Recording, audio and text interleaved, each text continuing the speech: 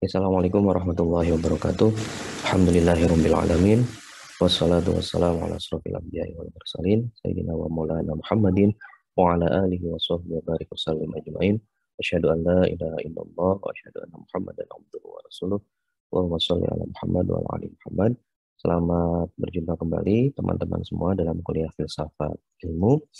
Ya, kita berdoa menurut agama dan kepercayaan kita masing-masing. Berdoa dipersilahkan.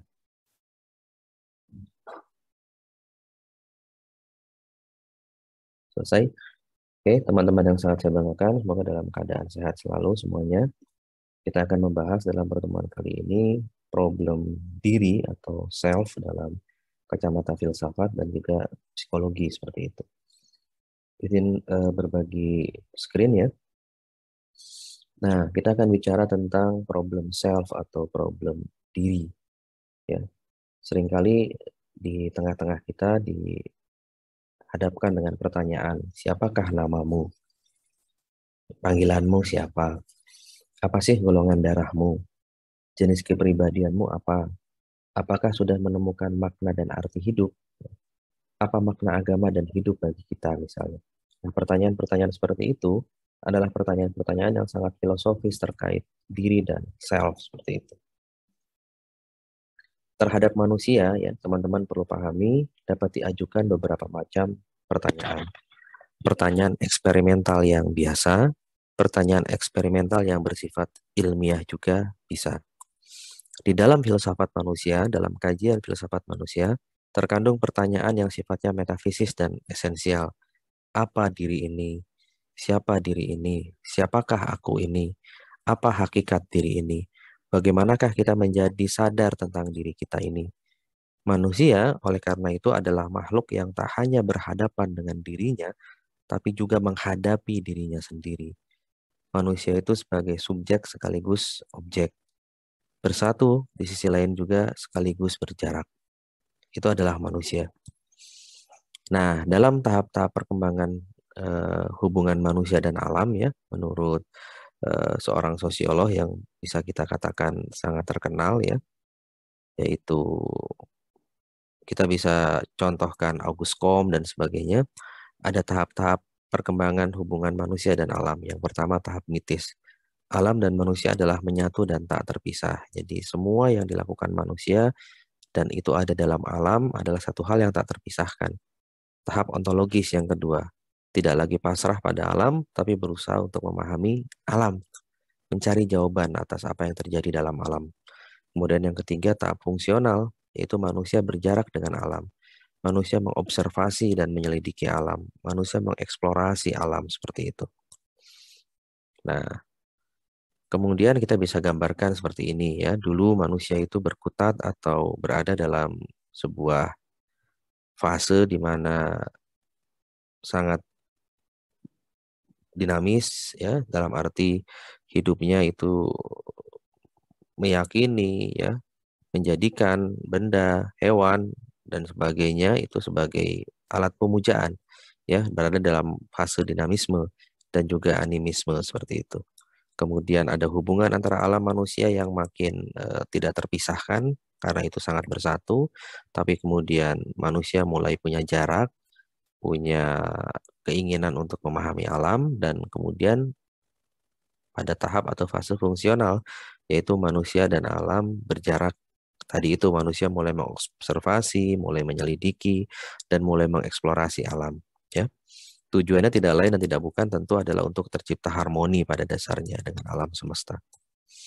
Nah, ada beberapa teori tentang self atau diri ya. Yang pertama, self sebagai sentra persona atau pusat pribadi. Sebagai sesuatu yang ada dalam diri kita. Sesuatu yang merasa, yang berpikir ya, yang bisa sedih, bisa gembira, bisa senang, bahagia, galau dan sebagainya. Sebagai subjek ya yang kedua. Kemudian sebagai pusat identitas. Buktinya kita merasa ada unsur inti dalam diri kita, yakni ego, jiwa, dan juga pribadi serta aku. Ya, ini self sebagai sentra persona atau pusat pribadi. Bahwa dalam diri kita sering merasakan punya ego, punya keinginan, punya jiwa yang berbeda dengan yang lain, punya kepribadian yang kita rasa berbeda dengan yang lain, dan punya keakuan yang merasa, ya, yang sering sedih, berpikir, gembira, dan sebagainya, yang itu merupakan pusat dari aktivitas kedirian kita. Jadi self oleh karena itu bisa dipahami sebagai sentra persona atau pusat pribadi. Kemudian self atau aku sebagai fungsi atau organisasi yang mengorganisasi, yang mengatur, ya, mengorganisasikan dan mengatasi atau mentransendensi kejadian yang dialami oleh seseorang. Ketika seseorang menyelesaikan problemnya, contoh ya, akunya berfungsi sebagai yang mengatur. Sesuatu dalam diri kita yang kita bahasakan sebagai aku itu yang mengatur, memilah, yang mencari alternatif, dan juga melakukan hal-hal lain.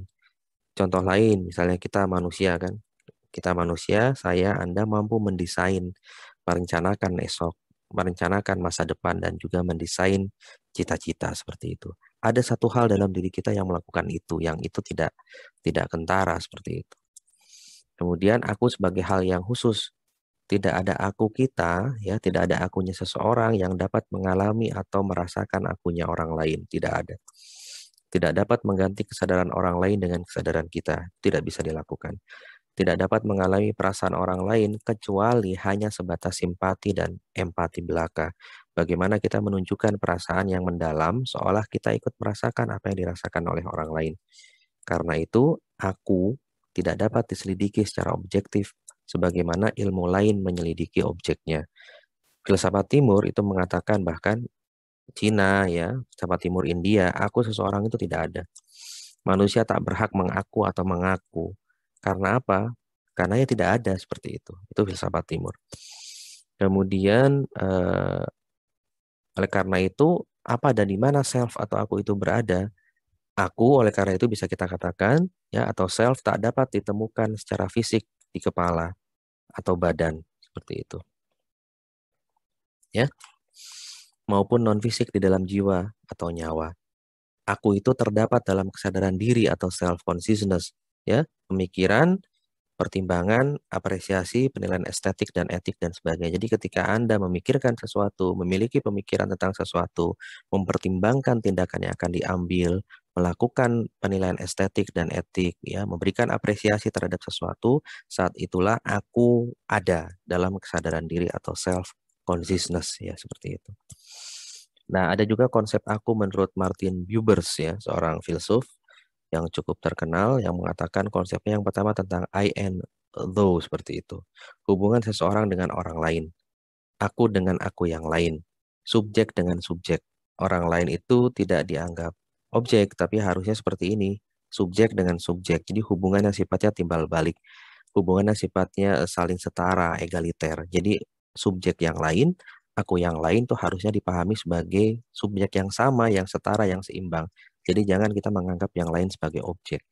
Kenapa? Kalau kita melihat itu, kita melakukan yang namanya I and it, ya, aku dan objek yang kita hadapi. Jadi hubungan seseorang dengan subjek lain seolah-olah hubungan seseorang dengan benda, subjek dengan objek. Jadi subjek lain bisa diapa-apakan oleh yang satunya, ya, itu tidak setara, itu tidak adil. Ya, ciri hubungannya jadinya berjarak, tidak timbal balik. Dan dalam bidang sains, kita bisa pahami, sains itu cenderung menghilangkan eksistensi aku, bahwa aku itu nggak ada. Yang ada hanyalah sains, ya, perkembangan tanpa batas, seringkali mengatakan dirinya value free atau bebas nilai seperti itu. Nah, ini tidak boleh terjadi seperti itu. Kemudian kita bisa lihat dalam Buddhisme, dalam agama Buddha ada pengingkaran adanya diri atau self. Dalam Buddhis, ya, tidak ada yang tetap atau yang abadi. Aku juga tidak abadi bagi Buddhisme, bahkan tidak ada. Ya, yang ada hanyalah kesemuan belaka, di mana ada 5 hal yang dikatakan dalam Buddhisme, yaitu skandhas, ya, fisik, perasaan, persepsi, konsepsi, dan kesadaran. Hanya itu yang ada, yang semu seperti itu. Ya, gitu. Kemudian kita bisa juga melihat seorang empirisme, ya, seorang empirisis yaitu David Hume mengatakan self itu tidak ada. Yang ada hanyalah perasaan-perasaan bahagia, ya, benci seperti itu, ya, cinta dan sebagainya. Yang itu dinamakan olehnya sebagai persepsi. Jadi aku tidak lain menurut Hume adalah kumpulan persepsi yang ada dalam memori kita. Kemudian beda Hume dengan Buddhisme itu adalah David Hume lebih subpersonal, mengingkari aku sampai tidak ada sama sekali. Sedangkan Buddhisme itu superpersonal, yang diingkari adalah aku yang palsu. ya dalam rangka mencapai aku yang hakiki atau abadi. Sehingga dapat disimpulkan Buddhisme hendak mencapai super personal seperti itu. Nah, ini yang ingin saya sampaikan terkait tema tentang aku. Teman-teman bisa baca ya. Sumber bacaannya adalah dalam buku persoalan filsafat ya, atau living issues ya, in philosophy seperti itu ya. Ini karya dari Titus, Nolan, dan Smith ya, terbitan Bulan Bintang. Ini buku filsafat yang sangat luar biasa, yang sangat babon sekali. Gitu teman-teman yang bisa saya sampaikan. Mohon bisa dibaca di buku-bukunya dan nanti bisa dicari video pembelajaran ini. Terima kasih, kita ucapkan hamdalah, alhamdulillah bersama-sama. Puji syukur kepada Tuhan Yang Maha Esa. Assalamualaikum warahmatullahi wabarakatuh.